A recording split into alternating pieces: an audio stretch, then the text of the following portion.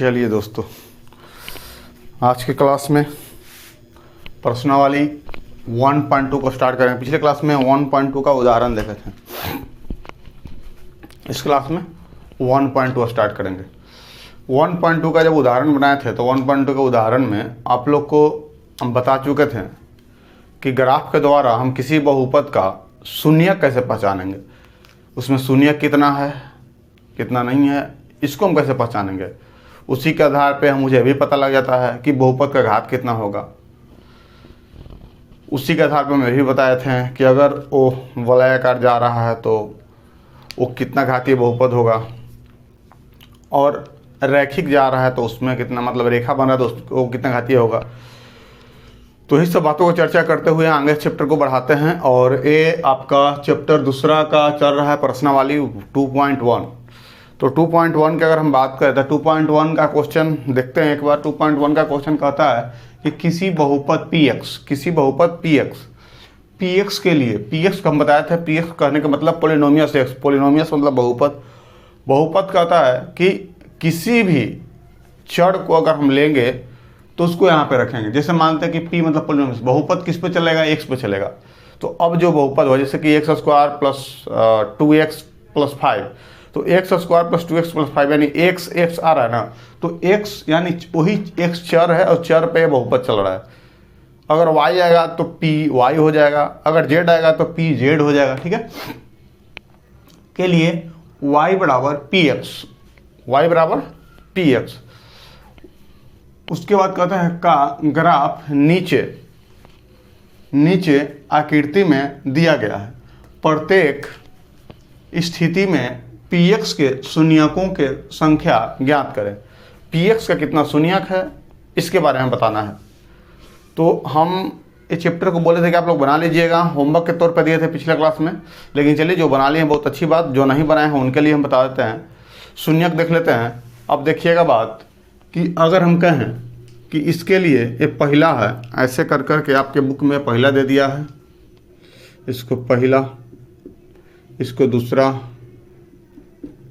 और इसको तीसरा, और यहाँ पार्ट 3 हो जाएगा। इसका पहला था परिचय, दूसरा था आपको उदाहरण, तीसरा हो गया एक्सरसाइज, और ये हो गया चौथा, ये पांचवा और ये छठा, यानी 6 गो ग्राफ दिया हुआ है। आज इसी का पार्ट 3 है।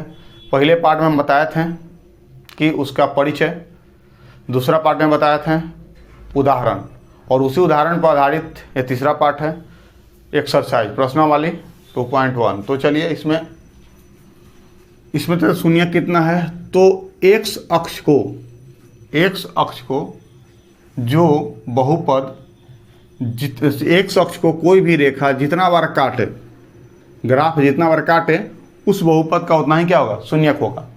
तो इसमें देखिएगा x अक्ष है यहाँ से लेके यहाँ तक, तो x अक्ष पर यही ग्राफ है, क्या एक भी बार काट रहा है क्या, नहीं काट रहा है।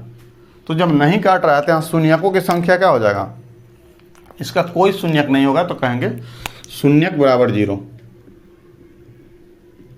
शून्यक की संख्या बराबर क्या हो जाएगा, 0, यानी कोई शून्यक नहीं इसका होगा। इसको देखते हैं। इसमें देखिएगा ये x अक्ष है, ये y अक्ष है। x अक्ष पर एक बार काटता है 3 से थोड़ा पहले, तो एक बार जब काट रहा है तो इसको बोलेंगे शून्यकों की संख्या में कितना हो जाएगा, शून्यकों की संख्या बराबर हो जाएगा 1, यानी एक बार काट रहा है। अगर पूछा क्यों एक होगा, क्योंकि ये x अक्ष को एक बार काट रहा है। इसमें देखेंगे तो एक यहाँ काटा 2 से पहले, और एक यहाँ काटा 1 के थोड़ा बाद, यानी 1 के पास, और एक यहाँ काटा 2 के पास, यानी -1 2 से पहले काटा है, फिर 1 पर काटा है, फिर 2 पर काटा है। तो 1 2 3, इसका शून्यकों की संख्या क्या होगा, शून्यकों की संख्या बराबर हो जाएगा 3। क्योंकि x अक्ष को 3 बार काटा तो शून्य को संख्या कितना हो जाएगा 3, और वो तीनों का वैल्यू पूछेगा तो -1 से पहले थोड़ा काटा है, 1 पर काटा है, फिर 2 पर काटा है। ठीक है, आगे बढ़ते हैं, आगे चलते हैं ये चौथा पे। तो इसमें शून्य की संख्या 2 होगा, -2 को थोड़ा बाद में काटा है, फिर 1 के थोड़ा पहले काटा है, तो इसका शून्यकों की संख्या क्या हो जाएगा,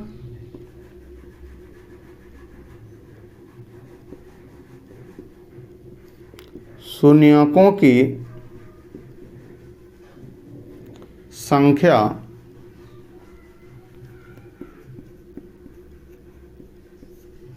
बराबर क्या हो जाएगा 2, क्योंकि एक अक्ष पर कितना बार काटा है 2 बार काटा है।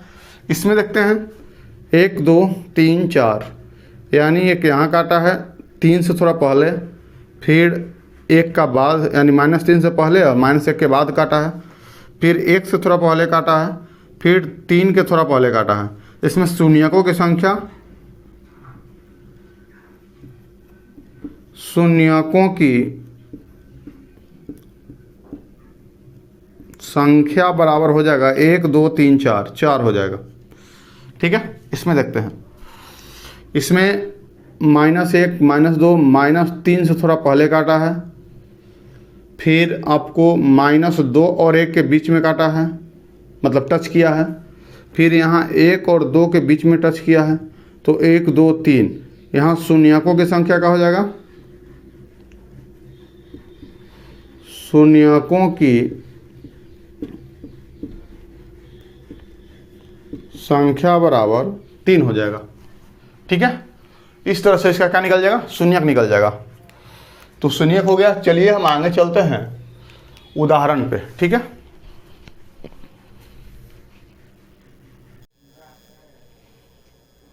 चलिए स्टार्ट करते हैं। प्रश्नावली 2.1 का हम लोग उदाहरण भी कर चुके हैं, उसका एक्सरसाइज भी कर चुके हैं। अभी जो हम लोग चलेंगे वो प्रश्नावली 2.2 के उदाहरण में चलेंगे। तो 2.2 के उदाहरण क्या है, 2.2 का उदाहरण है, सबसे पहले इसमें पढ़ना है उदाहरण। अगर हम देखें तो इसमें पढ़ना क्या है, सबसे पहले कि शून्यक क्या है, उसके बाद शून्यांक क्या है, गुणांक क्या है, ये सब पढ़ना है। शून्यक कहने का मतलब कि अल्फा और बीटा, और एक्चुअली हम लोग पढ़ेंगे द्विघात बहुपद। तो द्विघात बहुपद में 2 ही शून्यक होगा, अभी ग्राफ में भी बताए हैं द्विघात बहुपद में 2 शून्यक, लेकिन कहीं कहीं ग्राफ आप देख रहे होंगे कि वलयाकार भी जा रहा है और एक ही जगह काट रहा है। तो एक ही जगह काट रहा है, जैसे मान लेते हैं कि ये ग्राफ है और इसमें से वलयाकार कोई गया वहीं पर सिर्फ एक जगह काटा, तो शून्यक की संख्या तो 2 ही होगी, लेकिन शून्यक क्या होगा, 1 होगा। शून्यक मान लेते हैं कि यहाँ 3 पकड़ा 3 हुआ, तो अल्फा और बीटा दोनों का मान बराबर होगा। ठीक है, लेकिन शून्यक हमेशा 2 होगा। द्विघात बहुपद शून्य कितना होगा, 2 होगा। उसी तरह से कभी कभी आप लोग देखे होंगे 9th क्लास में शून्यक निकाले हैं, तो 9th क्लास में जब गुणनखंड करते हैं तो गुणनखंड करने के क्रम में ऐसा लगता होगा कि दोनों गुणनखंड सेम आ गया। तो सेम आ गया तो उसमें करते क्या थे कि गुणा करने पर फिर वही आ जाता था, तो उसका शून्यक अगर निकालें हैं तो शून्यक भी सेम आएगा। तो वही ये है, काटा एक जगह, इसका मतलब कि अल्फा का मान और बीटा का मान दोनों क्या आ रहा है, बराबर आ रहा है। तो इसमें चलते हैं, इसमें बात करते हैं द्विघात बहुपद x² - 7x + 10 के शून्यक ज्ञात कीजिए और शून्यकों का गुणांकों को शून्यकों तथा गुणांकों के बीच का संबंध ज्ञात करना है। शून्यक कहने के मतलब अल्फा बीटा अभी बताएं, और गुणांक कहने के मतलब अगर अल्फा बीटा के योगफल अगर ज्ञात करें तो अल्फा प्लस का होता है बीटा बराबर -b/a, उसको बोलते हैं गुणांक। क्या बोलते हैं, गुणांक। तो चलिए इस पर पहले ध्यान देते हैं, पहले इसके बारे में जान लेते हैं, थोड़ा परिचय देख लेते हैं इसका क्या है, शून्यांक गुणांक है सबका। तो एक हम क्वेश्चन लेते हैं। क्वेश्चन क्या लेते हैं, क्वेश्चन एक आगे मिलेगा, इसी को ले लेते हैं, इसी को क्वेश्चन लेते हैं। x² - 7x + 10, ठीक है, इसी को ले लेते हैं। इसको कर लिए तो यहाँ पे इसको बोलेंगे, इसको अगर हम व्यापक रूप के तौर पे लिखा जाए तो व्यापक रूप में हम क्या लिखते हैं, व्यापक रूप में लिखते थे कि A X square plus B X plus C, ये लिखते थे। इसको बोलते थे एक्स स्क्वायर का गुणांक, एक्स स्क्वायर का गुणांक ए है, एक्स का गुणांक, एक्स का गुणांक बी है, और अचर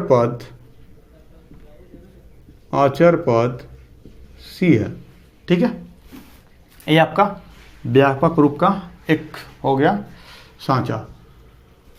उसी में अगर हम बात करें तो द्विघात बहुपद है, इसीलिए इसका शून्य कितना होगा, तो इसका द्विघात बहुपद का शून्यक, एक घातीय बहुपद का शून्यक एक होता है द्विघातीय बहुपद का शून्यक, द्विघात बहुपद का शून्यक जितना घात होगा उतना ही शून्यक होता है। घात कितना है 2, तो शून्यक बराबर हो जाएगा 2, यानी अल्फा और बीटा। ठीक है, द्विघात बहुपद कितना शून्यक 2। यही अगर त्रिघात बहुपद रहता तो 3 शून्यक हो जाता, अल्फा बीटा और गामा, 2 शून्यक हुआ। तो अगर हम बात करते हैं कि अल्फा बीटा, इसी को बोलते हैं शून्यांक, तो शून्यांकों का योग, शून्यकों का योग जिसे यहाँ पे दिया है, शून्यक ज्ञात कीजिए और शून्यांकों तथा गुणांकों के बीच संबंध। तो यहाँ शून्यांक देखते हैं, शून्यांकों का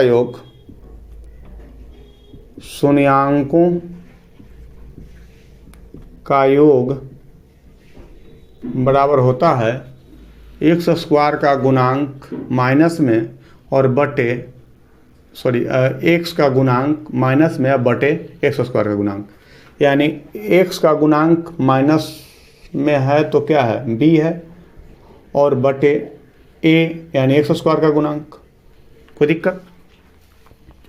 शून्यांकों का योग, तो शून्यांक मेरे पास था क्या, अल्फा और बीटा था, तो इसी को हम लिखते थे अल्फा प्लस बीटा बराबर माइनस बी बटे ए।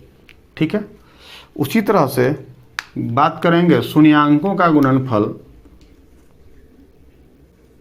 शून्यांकों का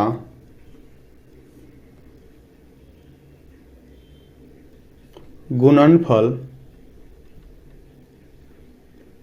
बराबर होता है अचर पद बटे ए। अचर पद बटे, तो अचर पद यहाँ क्या है, अचर पद है सी और बट्टा ए, यानी सी बटे का हो जाएगा ए। तो शून्यांक क्या है, अल्फा और बीटा। शून्यांक क्या है, अल्फा और बीटा, तो अल्फा और बीटा का गुणनफल यानी अल्फा इंटू बीटा बराबर हो जाएगा सी बटे ए। आपको जैसे सूत्र याद रखना है वैसे याद रखिए, कोई दिक्कत नहीं है, बस इतना याद जरूर रखिए। ठीक है, बात समझिएगा। इतना होने के बाद हम लोग करते क्या हैं कि अभी जो हम शून्यांक देख रहे हैं, शून्यांक तथा गुणांक, तो शून्यांक क्या है, गुणांक क्या है, उस पर चर्चा करते हैं। तो इसको अगर हम बोलें कि इस साइड जो लिखा जा रहा है, यहाँ पे लिखते हैं माइनस बी बटे ए, यहाँ बराबर, यहाँ पे भी वही हो जाएगा सी बटे ए। तो ए जो आपको ये सब दिख रहा है, तो इस साइड का जो पार्ट है इसको हम लोग बोलते हैं क्या, शून्यांक। इसको क्या बोलते हैं, शून्यांकों। और ए साइड का जो पार्ट है इसको हम लोग बोलते हैं गुणांक। क्या बोलते हैं, गुणांक। अब बात समझिएगा, शून्यांक और गुणांक बोला जा रहा है, इसके मतलब कि इसको बराबर अगर इसको कर देंगे तो यही मेरा सत्यापित हो जाएगा। बात समझ गया, मतलब कि इसके कहाँ गए, शून्यांकों था गुणांक, मतलब शून्यांक के बराबर अगर गुणांक आ गया तो मेरा क्या हो जाएगा, प्रूफ हो जाएगा। तो चलिए देखते हैं, यही इतना बात आपको समझाना था। अगर यही त्रिघात बहुपद आता तो अल्फा बीटा गामा हो जाता, त्रिघात आ गया तो फिर त्रिघात समझाएंगे, द्विघात आया द्विघात को समझा दिए। ठीक है, ये आप लोग नोट कर लीजिएगा। और तब तक हम एक क्वेश्चन को बनाते हैं, ध्यान दीजिएगा। क्वेश्चन क्या है, इस तरह से है। तो इसको बनाने से पहले 9th क्लास में हम लोगों ने इसका खंडन करना सीखे थे, गुणनखंड करना सीखे थे। गुणनखंड कैसे करना था तो बात समझिएगा। 9th में कहाँ तक सीखे थे इसके बीच में हम चर्चा करते हैं। 9th हम लोग सीखे थे, ध्यान दीजिएगा, कि ए और सी, यानी यहाँ पे देखेंगे तो ए एक्स स्क्वायर का गुणांक क्या है, ए, यानी ए बराबर यहाँ क्या है, 1 है। बी बराबर क्या है, चिन्ह के साथ लेंगे, ठीक ना। बी बराबर क्या है, यानी एक्स स्क्वायर का गुणांक तो बी होता है, ए स्क्वायर का गुणांक ही तो ए होता है। तो ए स्क्वायर के साथ क्या है, तो यहाँ कुछ नहीं है, कुछ नहीं है तो मतलब ए है। एक्स का गुणांक बी, यानी एक्स के साथ क्या है, बी है। यहाँ एक्स के साथ क्या है, -7 है, तो बी के मान क्या है, -7। अचर पद सी, और यहाँ अचर पद क्या है, 10, यानी 10 है। अचर पद बराबर सी बराबर क्या है, 10 है। तो हम लोग ऐसा करते हैं कि ए और सी को गुना करते हैं, ए और सी को क्या करते हैं, गुना करते हैं। और गुना करने के बाद जो भी प्राप्त हो उसको ऐसा तोड़ते हैं कि उस तोड़ा हुआ चीज़ मेरा बी मिल जाए। तो ए यहाँ क्या है, 1 है, और सी क्या है, 10 है। तो इसको तोड़ते हैं तो 10 आ जाएगा, 10 गुना करते हैं 10 आ जाएगा। और 10 को कैसा तोड़ें कि मुझे 7 प्राप्त हो। तो 10 को अगर हम तोड़ें तो लिख सकते हैं कि 5 दूनी 10, 10 एकम 10 तो होगा, 5 गुने 2 भी 10 होगा। ठीक है, तो 5 गुने 2 10 होगा। क्या इस तोड़ा हुआ चीज़ को, ये जो तोड़े हैं, ये जो भी तोड़े हैं, ये तोड़ा हुआ को ऐसा हम लोग कोरिलेशन बनाएंगे, ऐसा हम लोग संबंध बनाएंगे कि तोड़ा हुआ चीज़ को जोड़ने या घटाने पर मेरा बीच वाला प्राप्त हो, बी प्राप्त हो। यानी कौन प्राप्त हो, बी प्राप्त हो। तो जोड़ने घटाने पर देखते हैं, 10 में से 1 जाएगा तो 7 आएगा नहीं, 5 में से 2 जाएगा 7 आएगा नहीं। लेकिन 5 2 जुड़ के 7 हो जाता है, लेकिन 7 क्या है, माइनस है। इसके मतलब कि 5 और 2 को जोड़ेंगे तो 7 आएगा, लेकिन 7 किस में आना चाहिए, माइनस में।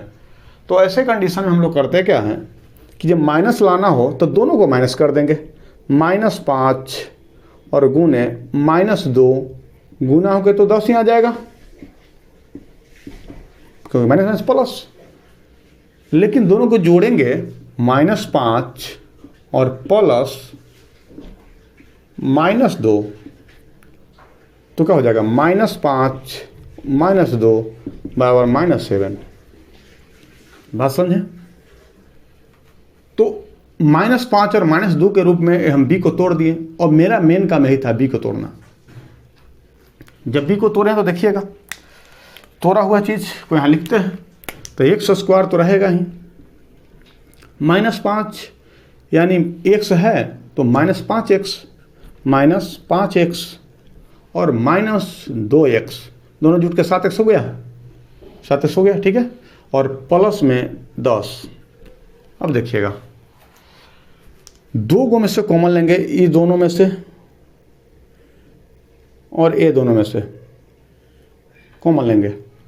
तो ये दोनों में से कॉमन लेंगे तो क्या, कॉमन करने का मतलब दोनों में मिले। कॉमन का मतलब क्या होगा, दोनों में मिलना चाहिए। इसमें से क्या कॉमन लेंगे, इसमें से कॉमन लेंगे 5x और 7x square, sorry x square. तो x स्क्वायर यानी 2 गो x है, और यहाँ पे एक 5x मतलब 1 गो x है, ये 5 गो x है।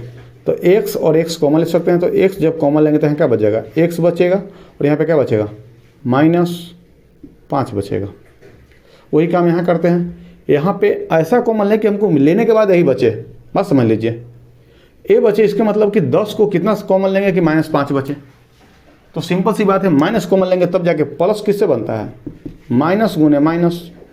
तो माइनस कॉमन लेंगे तब यहाँ उस पर माइनस बचेगा 10 के पास, यानी -5 बचाना है। और यहाँ पे क्या बचाना है, x बचाना है, x प्लस में बचाना है।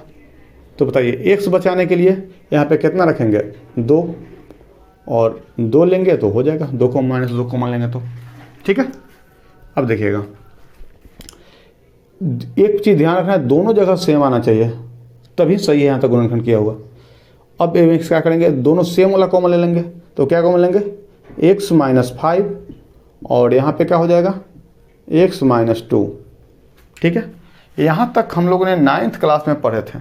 ठीक है, इसके बाद 10th में क्या है कि अब इसके बराबर शून्य कर देना है तो शून्य ज्ञात हो जाएगा, यानी x माइनस 5 बराबर शून्य और x माइनस 2 बराबर शून्य, यानी x बराबर 5 और x बराबर क्या हो जाएगा 2।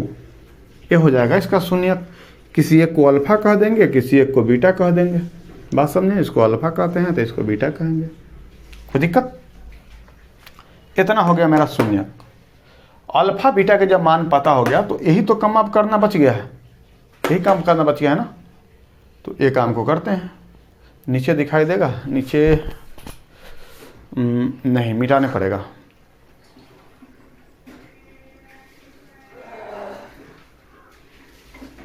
नीचे मिटाने पड़ेगा, देख लेते हैं।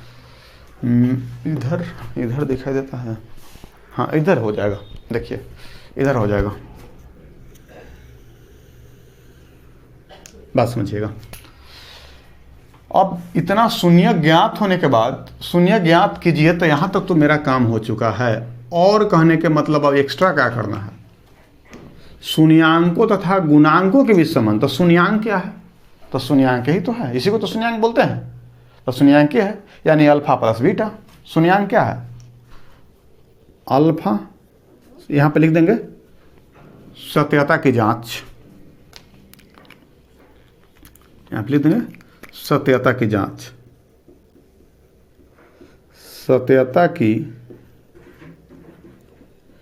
जांच।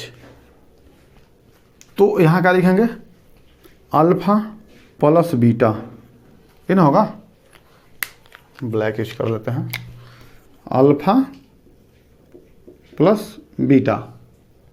तो अल्फा बीटा का हो जाएगा, इसका वैल्यू होता है माइनस बी बटे ए, यानी माइनस बी बटे ए। और एक है अल्फा इंटू बीटा बराबर क्या होता है सी बटे ए। अगर ये दोनों बराबर आ गया, इसके मतलब सत्यता की जांच हो गया। तो अल्फा का मान कितना आया है 5 और बीटा का मान कितना आया 2, यानी 5 प्लस 2 बराबर माइनस बी, यानी माइनस तो रहेगा। और बी का मान कितना है -7। एक बात समझिएगा, माइनस से फार्मूला है बाबूड़े, और बी का मान जो यहाँ रहेगा वही लेंगे। तो बी का मान क्या है -7 और बटे ए का मान कितना है 1। 7 बराबर माइनस माइनस प्लस 7, दोनों बराबर आ गया, जांच हो गया। उसके बाद देखते हैं कि इसमें थोड़ा 1 मिनट, कॉल आ गया, कोचिंग पर से कॉल आ गया था इसलिए रिसीव करना पड़ेगा, वहाँ क्लास चल रहा है अभी। चलिए बात समझते हैं। यहाँ पे देखते हैं, यहाँ पे थे हम लोग। तो ये क्या हो गया, शून्यांकों हो गया, शून्यांक। ये क्या हो गया गुणांक। तो शून्यांक के बराबर गुणांक आ गया, यही तो जांच था। इसमें भी देखते हैं, अल्फा का मान कितना है 5 है और बीटा का मान कितना है 2 है। यहाँ सी का मान कितना है, सी का मान आया है 10 और ए का मान 1 आया है। देखते हैं यहाँ 10 = 10, यह भी हो गया। तो सत्यता की जांच भी हो गया, शून्यांक भी निकल गया, कोई दिक्कत। ए किसका हल था, उदाहरण 2 का ए हल था।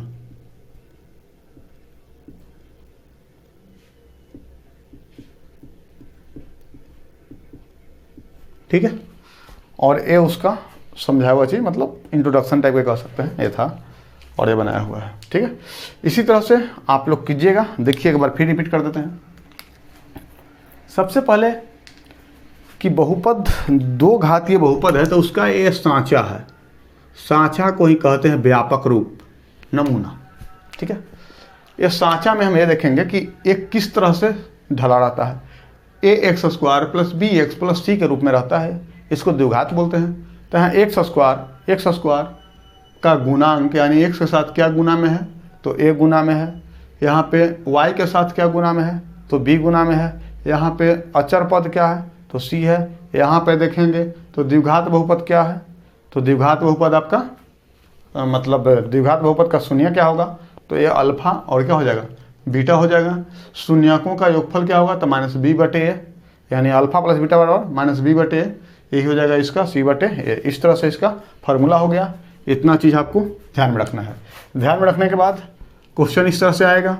तो सबसे पहले तो उसका क्या ज्ञात करना है, शून्य ज्ञात करना है। तो शून्य कैसे ज्ञात करेंगे, शून्य ज्ञात करने के लिए 9th क्लास में जो हम गुणनखंड करना सीखे थे उस तरह से इसको गुणनखंड कर देंगे कि a और c को गुणा करने के बाद इसको ऐसा तोड़ें कि तोड़ने के बाद प्लस या माइनस करने के बाद हमको b प्राप्त। तो a c को गुणा किया 10 आया, 10 को ऐसा तोड़ें 5 दूनी 10 और 1.10, लेकिन इसको माइनस से लाना था तो इसको माइनस, इसको माइनस को गुना करने पर प्लस ही होता है और माइनस को जोड़ने पर माइनस ही आता है। ये काम करके यहाँ तक मेरा हो गया। उसके बाद यहाँ पे वैल्यूज़ का पुट किए, क्योंकि -5 -2 जोड़ेंगे तो -7 ही होगा। -7 की जगह पर इसका कर दिए, पुट कर दिए। इतना प्रोसेस 9 तक सीख चुके थे। इतना होने के बाद यहाँ से आपका जो प्रोसेस है ये 10th में है। यहाँ से जो प्रोसेस है यहाँ पे x - 5 बराबर 0, तो x बराबर 5 और x - 2 बराबर 0, इसके बराबर 0 क्या, तो x बराबर क्या 2। ये अल्फा का मान आ गया, बीटा का मान आ गया। ये मेरा क्या प्राप्त हो गया, शून्यक प्राप्त हो गया। तो शून्यांक किधर हो गया, गुणांक किधर हो गया। ये सत्यापता की जांच करते हुए हम लोग क्या किए, शून्यांकों का योग इतना आ गया बराबर और शून्यांकों का गुणनफल इतना होता है, आ गया बराबर। यही हो गया जांच, दोनों बराबर आ गया, जांच हो गया। ठीक है, चलते हैं इस प्रश्न पे, तीसरा प्रश्न पे। ठीक है, तीसरा भी वही है, बहुपद इतना के शून्यक ज्ञात कीजिए और शून्यांकों तथा गुणांकों के बीच के संबंध की सत्यता की जांच करें। तो यही काम है, देखते हैं, इसको मिटाते हैं, मिटा देते हैं। चलिए, ये हो गया बहुपद। उदाहरण 3 क्वेश्चन, उदाहरण 3 का देखते हैं हल। उदाहरण 3 का हल करते हैं। कहता है बहुपद इतना के शून्यक ज्ञात कीजिए और शून्यांकों तथा गुणांकों के बीच संबंध। शून्यांक और गुणांक क्या पूछ रहा है, संबंध की सत्यता की जांच करें। वही काम करेंगे जो उदाहरण 2 में किए थे, वही 3 में करेंगे। पहले क्या लिखेंगे, इसका बहुपद क्या है, तो बहुपद है x² - 3d, ये बहुपद है। यहाँ पे देखेंगे, इसको अगर हम लिखें द्विघात बहुपद के रूप में अगर सजाएं तो इसको कैसे सजा सकते हैं, सजा सकते हैं x² + 0x और -3d, ऐसे सजा सकते हैं। तो यहाँ पे इसको क्यों सजाए हैं, बता रहे हैं बात को, a, b और c के मान निकालने के लिए। तो यहाँ पे क्या कर सकते हैं, a का मान कितना है, x में नहीं कुछ है तो 1 है, यहाँ पे 1 कर सकते हैं, कोई दिक्कत नहीं। b का मान क्या है, 0 है और c का मान क्या है, -3 है। ठीक है, कोई दिक्कत, -3, हाँ ठीक है, सही है। चलते हैं आगे बढ़ते हैं। इसको करने के लिए पहले सबसे पहले हम लोग क्या करेंगे, शून्य ज्ञात करेंगे। शून्य ज्ञात करेंगे तो शून्यक और क्या हो जाएगा, x² - 3d बराबर 0। तो x² बराबर क्या हो जाएगा, माइनस के ऊपर आ गया +3 हो जाएगा। तो x बराबर स्क्वायर ही पटिएगा तो रूट, तो क्या हो जाएगा √3। √3 का 2 वैल्यू था, रूट में होने पर कितना वैल्यू, 2 वैल्यू होता है। तो यहाँ पे एक √3 का वैल्यू हो जाएगा, x बराबर 1 हो जाएगा +√3 और 1 हो जाएगा -√3, यानी अल्फा का जो मान आ गया वो √3 आ गया और जो बीटा का मान आ गया वो -√3 आ गया। ठीक है, अब यहाँ पे क्या करेंगे, ये तो मेरा हो गया शून्यक तथा शून्यांकों तथा गुणांकों के बीच। शून्यक तो हो गया, अब क्या करें, शून्यांक और गुणांक, शून्यांकों तथा गुणांक, शून्यक तो ज्ञात कर ही लिया, शून्यांक और गुणांक ज्ञात करना। तो शून्यांक बराबर क्या होता है, शून्यांक बराबर होगा, शून्यांक बराबर शून्यांकों तथा गुणांकों के बीच संबंध, एक सेकंड, चलिए देखिए संबंध। तो संबंध क्या है? संबंध बोले सत्यता की जांच बोले, दोनों सेम है। ऐसा मत सोचिएगा कि उसमें आप सत्यता की जांच बोले थे, इसमें संबंध बोल रहे हैं, ऐसा नहीं है। संबंध बोले या सत्यता की जांच बोले, दोनों एक ही है। संबंध मतलब संबंध बराबर है कि नहीं, सत्यता की जांच मतलब बराबर हो रहा है कि नहीं हो रहा है, दोनों लगभग सेम है। तो शून्याङ्क तथा गुणांकों के बीच संबंध, तो शून्याङ्क क्या है? अल्फा प्लस बीटा बराबर क्या होता है? माइनस बी बटे ए। ये तो फार्मूला है, सूत्र है। तो अल्फा का मान कितना आया है? √3, और बीटा का मान कितना आया है? -√3, और माइनस बी यानी बी का वैल्यू क्या है? 0, और ए का वैल्यू क्या है? ए का वैल्यू 1 है। माइनस प्लस कट जाएगा, यहाँ जाएगा 0, और जब अंश 0 हो तो भी वैल्यू हो जाता है 0। ये हो गया जांच। दूसरा गुणांक, alpha into beta, alpha into beta, alpha into beta क्या होगा? अल्फा इंटू बीटा बराबर क्या होता है? अल्फा इंटू बीटा का फॉर्मूला हम लिखवाए थे, क्या है? C बटे A। तो अल्फा का मान क्या है? √3, और बीटा का मान क्या है? -√3, बराबर क्या हो जाएगा? C बटे A। अच्छा, C का मान कितना है? यहाँ गुना करेंगे तो √3 से 3 हो जाएगा, और माइनस प्लस तो माइनस हो जाएगा। यहाँ पे C का मान कितना है? -3, और A का मान कितना है? 1। तो -3 बराबर -3, ये भी आ गया। तो बात समझे? सत्यता की जांच भी हो गई, शून्यक भी निकल गई। यही इसका बनाने का तरीका है। चलिए अगला बढ़ते उदाहरण कितना पे? उदाहरण 4 और उदाहरण 5 पे। ठीक है, 2 और उदाहरण बचे हुए हैं, जिसमें से आपको उदाहरण 4 है, उदाहरण 5 है, वो थोड़ा सा इससे हटके होगा। ये दोनों से आपको बहुत सारा ऐसा क्वेश्चन बनेगा, आप लोग जाके ट्राई कीजिएगा प्रश्नवाली 2.2 में। ठीक है, फिर मिलते हैं अगले पार्ट में। ठीक है।